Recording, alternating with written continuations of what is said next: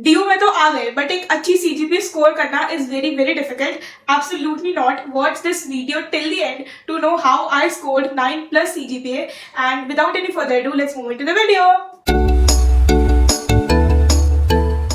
Hi guys, welcome back to my channel. So first of all, I'm so sorry for remaining very inactive on YouTube, but no worries, I'm back with the most requested video, which is कि how to score a good CGPA in college. Paper का pattern कैसा होता है, exam का level कैसे होता है, and most important attendance matter करती है या नहीं. So don't you worry, I will solve all of your queries in this video. And yeah, let's start. So before moving further into this video, I would like to say that please stick to the end, because I will tell one thing that you should not do in order to score a good CGPA. Yes, you heard it right. You don't have to do that point. So first of all, let us begin with the marks distribution. So for your core papers and journal elective, the mark distribution is same, which involves majorly 3 steps. First is your theory paper, second is IA, that is internal assessment, and third is CA, that is continuous assessment. ठीक है. जो आपका theory paper होता है वो आपका 90 marks का होता है. इंटरनल असेसमेंट दैट इज आईए वो आपका 30 मार्क्स का है. And your continuous assessment is of 40 marks. ठीक है. एंड इसमें जो अटेंडेंस होती है वो टोटल 11 मार्क्स की होती है. 6 for your CA and 5 for your I. ठीक है. बट जो आपकी सीए की अटेंडेंस होती है it is for the lectures, whereas IA की जो अटेंडेंस होती है it is for the tutorial. ठीक है. आपने नाम सुना होगा tutorial, that is tute, meaning कि जो आपके साथ डाउट सेशन होते हैं अगर आप वो अटेंड करोगे तो आपको वो आईए की अटेंडेंस में ज्वाइन होगा. ठीक है.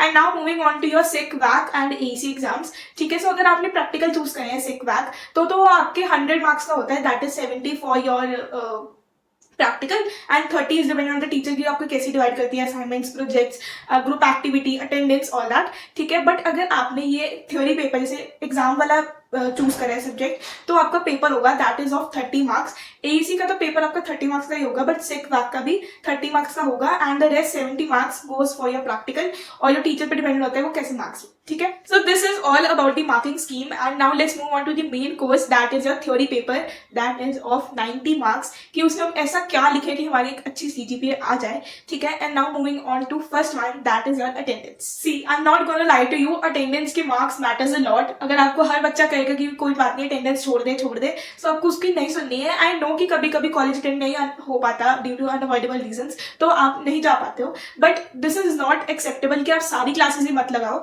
ठीक है. कुछ कुछ लगा लो ताकि आपके 11 में से एटलीस्ट यू स्कोर 5 और 6 मार्क्स, सो दैट आपकी वो सीजीपीए बढ़ा सके. ठीक है. बिकॉज उतने ही मार्क्स आपकी सीजीपीए यहाँ से यहाँ लेके जा सकते हैं.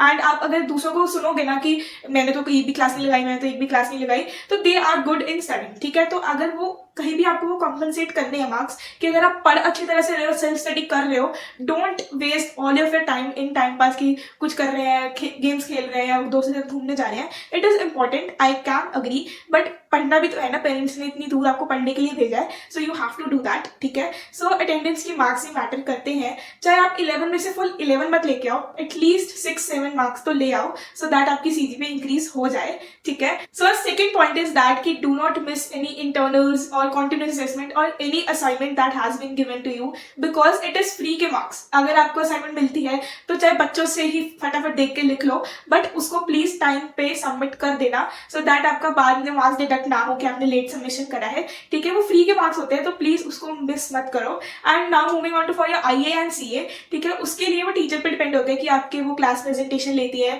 प्रोजेक्ट्स या असाइनमेंट या इवन टेस्ट भी बहुत होते हैं. ठीक है. सो टेस्ट में अगर आप ज्यादा बच्चे हो तो चीटिंग भी हो जाती है. ठीक है. I can easily agree, cheating हो जाती है, तो प्लीज चले जाओ, आसानी से टेस्ट हो जाएगा, चीटिंग वगैरह होकर आराम से हो जाएगा. ठीक है. ज्यादा मत डरो, क्योंकि जब आप अकेले टेस्ट दोगे ना तब आपको ज्यादा दिक्कत आएगी कि अकेले हूँ, आसपास से भी देख के नहीं हो पाएगा. ठीक है. कोई नहीं होगा आपके साथ. ठीक है. So I will suggest that कि आईए सीए जो भी टेस्ट होता है डरो मत, दे दो, सो दैट आपके मार्क्स उसमें भी ऐड हो जाए. ठीक है. And now moving on to a third point that is self study.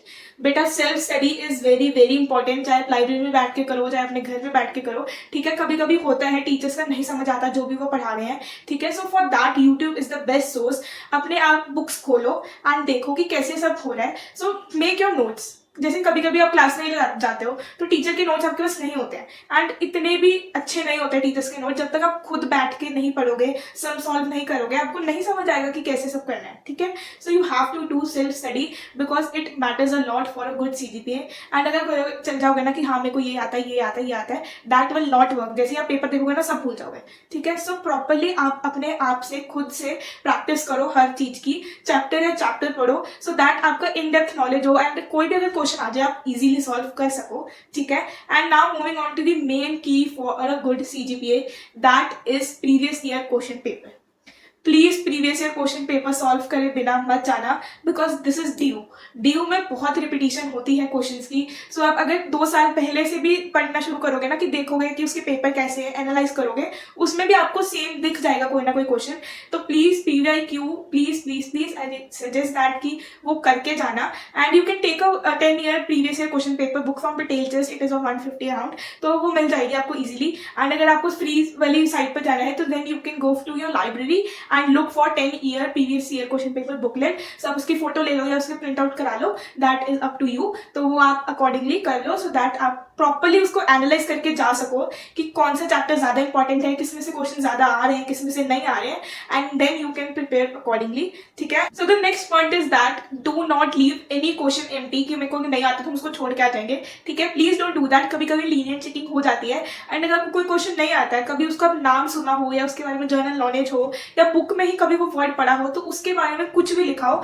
Lenient checking में आपको 0 से तो ज्यादा 1 या 2 मार्क्स मिल जाएगा सो दैट आपके मार्क्स इंक्रीज हो जाए, ठीक है। I will tell you one thing कि जैसे मेरा मैथ्स का पेपर था, 18 मार्क्स का क्वेश्चन था, मेरे को उसके दोनों पार्ट्स नहीं आते थे। सो व्हाट आई डिड, मेरे को उसके पीछे का कंसेप्ट पता था, सो मैंने सारा कंसेप्ट लिख दिया कि वी कैन डू दिस तो आंसर हमारा आ सकता है, ठीक है। सो सारा कंसेप्ट लिखाओ, कुछ भी एम्प्टी मत छोड़ो बिकॉज वो आपको अगर देख रहे हैं ना, जैसे गिवन है, टू प्रूव है, वो सब लिखाओ, आपको इजीली मार्क्स मिल जाते हैं। एंड जैसे मैंने सब कंसेप्ट वगैरह लिख दिए कि you we can solve this, उसके पीछे थ्योरी लिखाओ। अगर प्रैक्टिकल नहीं करना आता ना उसके पीछे की थ्योरी लिखाओ, क्योंकि कभी कभी प्रैक्टिकल डिफिकल्ट होता है, सम सॉल्व नहीं होते, but you know how to do that sum. So आप उसके पीछे लिखाओ कि ऐसे ऐसे सॉल्व होगा and I scored A+ in maths, ठीक है। तो ऐसे हो जाता है। सो डोंट वरी कि हमारा अगर मार्क्स नहीं क्वेश्चन नहीं आता तो उसको छोड़ के आ जाए। Please attempt all the questions very properly, ठीक है।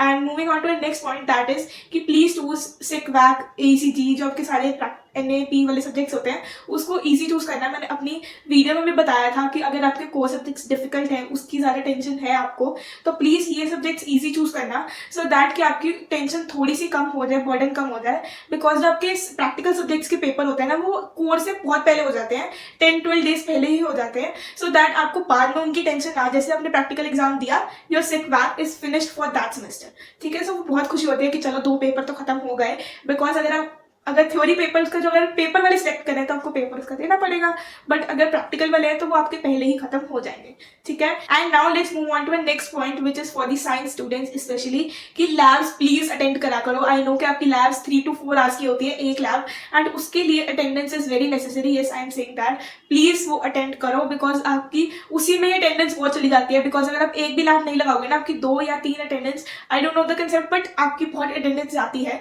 ठीक है। So the second last point is that कि स्ट्रेटेजी प्लान देने का कोई फायदा नहीं है, ठीक है। कॉलेज है, कॉलेज में सब जब पेपर होता है उसकी 1 या 2 दिन पहले पढ़ना शुरू करते हैं, ठीक है। ट्रस्ट मी, मैं भी ऐसे करती हूँ। सो आई थिंक कि ऐसा जरूरी नहीं है कि मैं आपको पहले स्ट्रेटेजी प्लान बताऊं कि 1 वीक पढ़ने पहले शुरू कर दो या 2 वीक्स पहले पढ़ना शुरू कर दो। ऐसा कोई नहीं करता, कॉलेज है, स्कूल तो नहीं है, ठीक है। सो आई नो मैं अपने अकॉर्डिंग आपको सारे सजेशंस देती हूँ, ठीक है। So I try to make the video as real as possible, ठीक है। सो प्लीज स्ट्रेटेजी प्लान मैं नहीं दे रही हूँ, सो प्लीज पढ़ लेना अकॉर्डिंगली, जैसे आपको ठीक लगे। जैसे एग्जाम्स आ रहे हैं उससे 1-2 दिन पहले पढ़ना शुरू कर देना so that you can score good marks, ठीक है। And now moving on to the last and the most awaited point is that कि प्लीज चीटिंग मत करना, ठीक है। जैसे आप आगे पीछे से पूछ लेते हो दैट इज फाइन, बट जब आपके एडमिट कार्ड्स वगैरह मिलते हैं उसके पीछे लिख के लेके चले जाना या चिट्स लेके जाना, स्मार्ट वॉचेस डाल के जाना, प्लीज ऐसी गलती मत करना। बिकॉज DU में ना फ्लाइज आते हैं, दैट इज कि दूसरे कॉलेजेस या यूनिवर्सिटी वाले चेकर्स भेजते हैं कि बच्चे चीटिंग तो नहीं कर रहे हैं। एंड अगर आप पकड़े जाते हो तो it is very very difficult to come out that situation. अगर आपको लगता है ना कि DU है, हजारों बच्चे चीटिंग करते होंगे, इट इज ट्रू, वो पकड़े भी जाते हैं एंड देन आपके ऊपर बहुत ज्यादा क्लॉजेस लगते हैं, clause A, clause B and clause C, and you must be content कि मेरे को सब कैसे पता है. So some of my friends are going through this situation, ठीक है. तो उनके ऊपर क्लॉज लगे हुए हैं, क्लॉज ए या बी. तो सपोज अगर वो आप पकड़े जाते हो तो आपके सारे पेपर्स कैंसिल हो सकते हैं, या अगर आप जिस पेपर में पकड़े गए हो उसमें वो भी पेपर कैंसिल हो सकता है. तो प्लीज ऐसी गलती मत करो, बिकॉज आपका रिजल्ट रुक जाता है. बैक नहीं आती बट रिजल्ट रुक जाता है, ठीक है. सो अगर आपको पेरेंट्स भेज रहे हैं फॉर स्टडिंग तो please do that properly. 1-2 marks कम आ जाएगा, वो कुछ मैटर नहीं करेगा कि 1-2 मार्क्स कम आ गए. बट अगर आपका एक बार रिजल्ट रुक गया ना, आपको 100 चक्कर लगाने पड़ेंगे टू द यूनिवर्सिटी कि हमारा रिजल्ट दे दो, आपकी हियरिंग होगी, वो सब होगा. तो please please please I will suggest that कि चीटिंग मत करना. आगे पीछे से पूछ लेना, वो सब करता है, ठीक है. I also do that. पीछे से पूछ लेना, आगे से पूछ लेना, बट लिख के मत लेके जाना कहीं पे, बिकॉज अगर एक बार पकड़े गए तो आपको बहुत दिक्कत होगी, ठीक है. So yeah this was it from my side. And अगर आपको कोई भी डाउट होता है related to anything, comment section is all yours, उसमें लिख दिया करो and I will solve your doubt as soon as possible, ठीक है. एंड या प्लीज सब्सक्राइब कर दिया करो, बहुत मेहनत लगती है वीडियो बनाने में. एंड आई नो मैं इनएक्टिव थी but I will be active from now on, ठीक है. So please please please subscribe कर दिया करो. एंड अगर वीडियो हेल्पफुल लगी तो लाइक कर देना.